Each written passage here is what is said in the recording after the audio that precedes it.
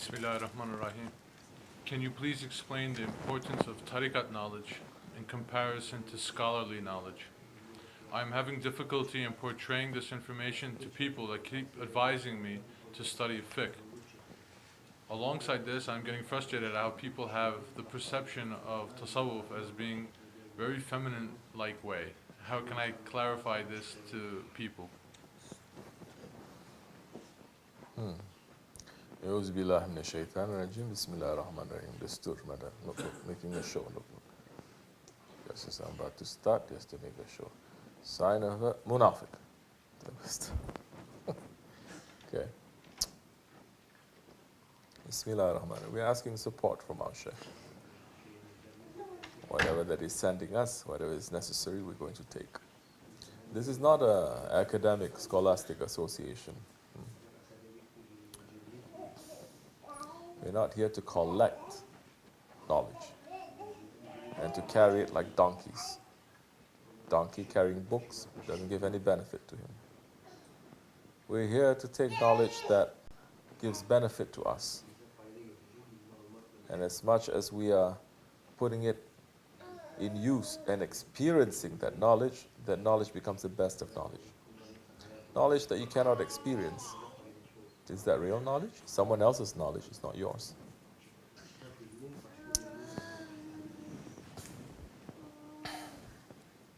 You see, in Islam, there is zahir and batin.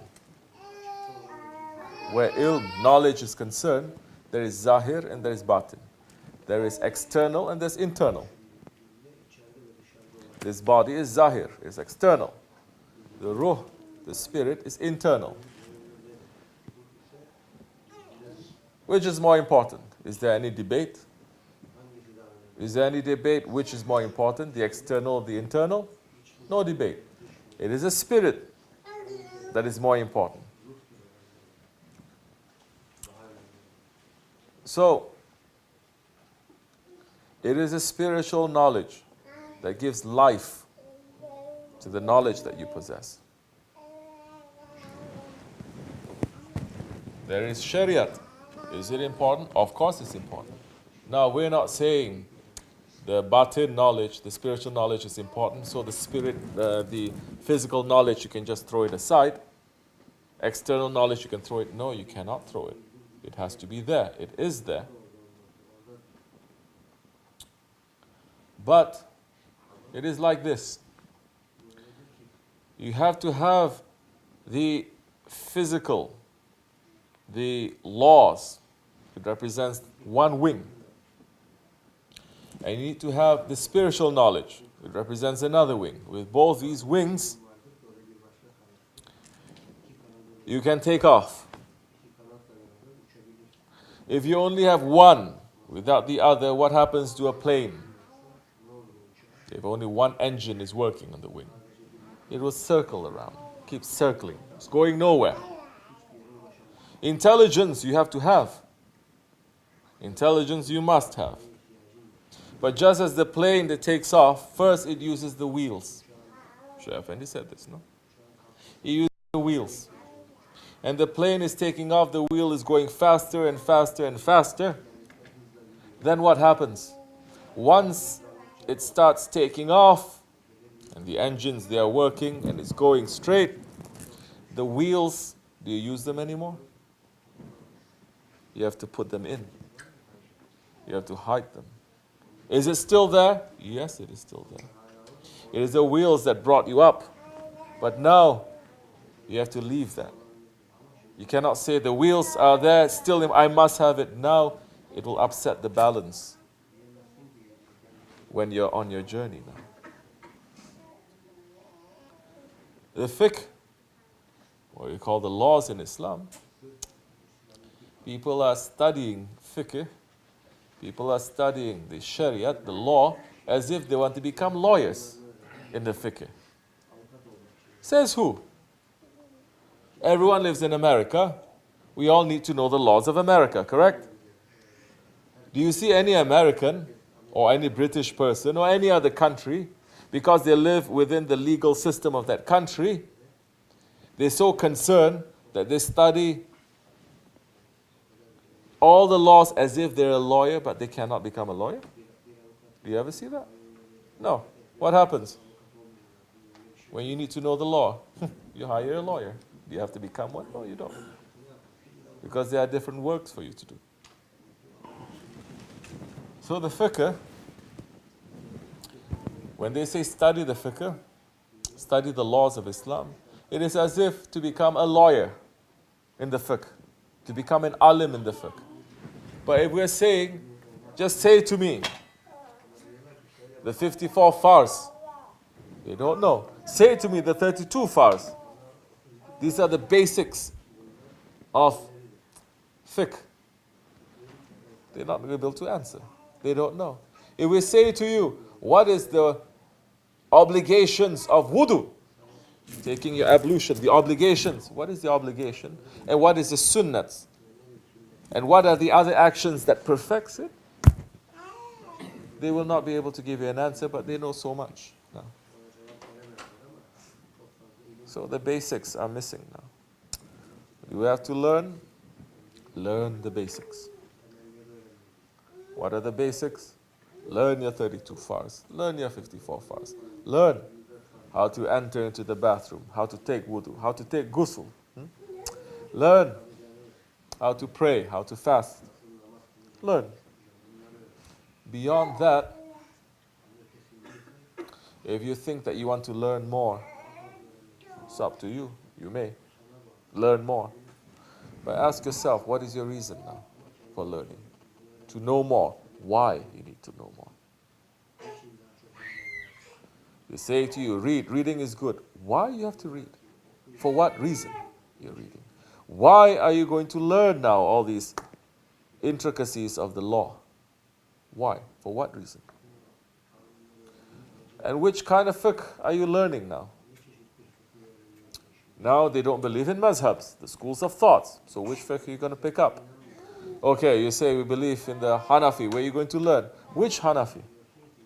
Hanafi here in America, or Hanafi in India or Pakistan or Turkey? They are slightly different. Hanafi mazhab fiqh of this century or 1 century ago or 5 centuries ago? They are very different. Why are you learning? If you're really sincere, so many people, they learn, they don't know why they learn. Or they learn just to show off, to say they know something. Physical knowledge, the Shariat, basics, you must know. Now, what is more important? The Zahir or the Batin? The physical or the spiritual? The spiritual is more important. Good. Then learn the spiritual. Why is it important? Because the question Allah has asked and He has answered 1400 years ago. We don't have to go trying to understand what is the meaning of life, why have we been created, why we sent to this world. Allah has already made it clear. We have created the ins and the jinns, the man, in order to know us and to worship us. We have been created to know Allah and to worship Him. In order to worship Him, you have to know Him first. Going up and down doesn't mean that we worship. How can you worship something that you don't know? And how do you know Allah? This is when the Prophet said, alayhi wasalam, he who knows himself, he knows his Lord. So now we're coming back full circle. You have to know yourself. Once you start knowing yourself, then you will know your Lord. This is the spiritual knowledge. Why it is important. Because if you don't know why, then you're doing what and how with no reason. No reason. If you do something with no reason, it has no meaning. So now, of course, in these days, they are misunderstanding so many things. They think, on the one hand, especially since Tariqat or Sufism has been introduced into the West, in the Western languages, because in the Eastern languages, they're not perception, Their understanding of Tariqat and Sufism is different. But when it came to the West, suddenly certain things are highlighted and certain things are hidden. Mevlana Jalaluddin Rumi, Qaddasallahu Sir, Rumi, of the Mevleviya, the Mevlevi Sufi order. In the West, he is promoted as a saint who just preaches about love and understanding and tolerance. But in the East, our understanding of him is completely different. Yes, there is love and understanding. There's ashq. Even that word love is not love. Ashq is different. Ashq is something that overtakes you, overpowers you. It's a passion. It is not passive, it is very active. The act of sacrifice, it is not passivity, it is active. You give your will back. You don't just receive your will that Allah has given. You return the will. Tell me if that is something passive. Tell me there's something passive when you return the will that Allah has given back to Him. Mawlana Jalaluddin Rumi, his name is not Jamaluddin. Jamal is one of the names of Allah. It means the beauty of the religion. His name is Jalaluddin, which means what? The Jalal, the majesty of the religion. In the West, showing him a little bit different. The way that we understand him is different. They make us also to understand. He is the one who says we accept all forms and everything. No law, everything is okay, everything is love. But openly he's saying, what did he say? I am the servant of the Quran, and I am the dust in the way of Muhammad. If anyone says other than this about me and my teachings, I am away from him and that person, and he is away from me. So, this idea that Sufism now is a passive question saying feminine, whatever you want to say, that is how in this end of times, in this Akhir Zaman, they want to portray spirituality to be. Spirituality as something that is passive and something that is feminine. Whereas spirituality in the history of Islam, in Tasawwuf and in Sufism, the way that the Sufis, they define themselves, it is something that is very active. Because who do we follow? The Prophet ﷺ and his companions. We follow Hazrati Ali, we follow Karamallahu Wajha, we follow Hazrati Abu Bakr. And these examples, were they passive? Were they quote unquote feminine? No. They were strong. They were very active. So, what are we being passive about? We must learn how to be passive about our anger, not to act on it. Yes. Jealousy, don't act on it. This is where there's a difference too between our spiritual teachings and others. You have a thought. You have a bad thought. It is not an act. There is no sin for you because it is not manifested. You have a good thought, a good intention. It's already written as a good action that you've done. This is what we say, the Rahman and the Rahim of Allah, the mercy and the compassion. If you do something wrong, there are two angels here. One on the right, left. The one on the right records all your good actions. The one on the left records all your bad actions.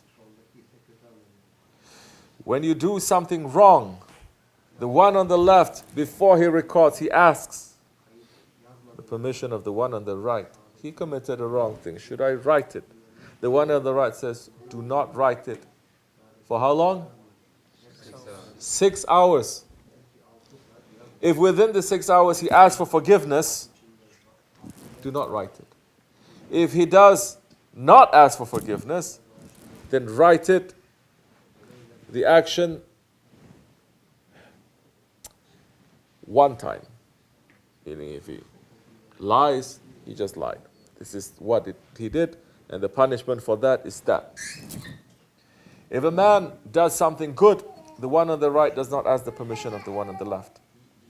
He writes it, and according to the intention now, that good action or that good intention can be multiplied between 7 to 700 to 700,000 times. So, the passivity that we need to have, we need to be passive on these qualities of our ego. This is what we need to do. But people, they're very active when it comes to anger. Very quickly, they spring up, isn't it? Something touches them and then whoop! They become ready to burn the whole world. If they have power at that time, they're going to burn, they're going to shoot. It's the same thing now, the anger. All of us, we have it.